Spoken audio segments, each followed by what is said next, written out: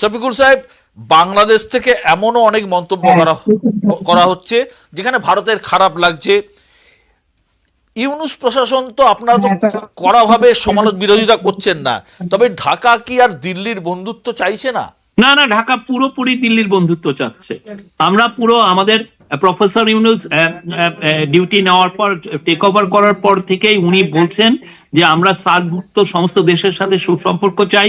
ইন্ডিয়ার সাথে তো অবশ্যই, ইন্ডিয়া আমাদের সবচেয়ে নেক্সট ডোর নেইবার। আমরা অনেকগুলো রিভার তাদের সাথে শেয়ার করি, আমাদের সাথে historical, linguistic, people to people, cultural অনেক সম্পর্ক আছে, এবং আমরা ইন্ডিয়ার সাথে আমাদের সম্পর্ক আরো জোরদার করতে চাই। এবং ইন্ডিয়া ইকোনমি একটা বড় জায়ান্ট পৃথিবীতে।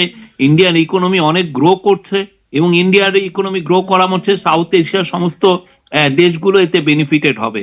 এবং আমরা মনে করি ইন্ডিয়ার সাথে আমাদের ট্রেড এবং অন্যান্য কোঅপারেশন আরো বাড়ানো উচিত, এবং এটা আমরা চেষ্টা করছি বাড়ানোর জন্য। শফিকুল সাহেব, একটা প্রশ্ন না করে পাচ্ছি না, সেটা হচ্ছে যে ধরুন মন্দিরের এগুলো তো ঠিক আছে, ওটা আপনারা ব্যবস্থা নিচ্ছেন, কিন্তু আমরা দেখছি সুফি গানের আসরেও হামলা হচ্ছে। এগুলোর কেন হচ্ছে মনে হচ্ছে আপনার? সেগুলোর ব্যাপারেও আমরা যথেষ্ট কড়া বার্তা দিয়েছি। আর যারা যারা এটার সাথে ইনভলভ, প্রত্যেককে অ্যারেস্ট করা হবে, যারা যারা এটার ইয়েছেন।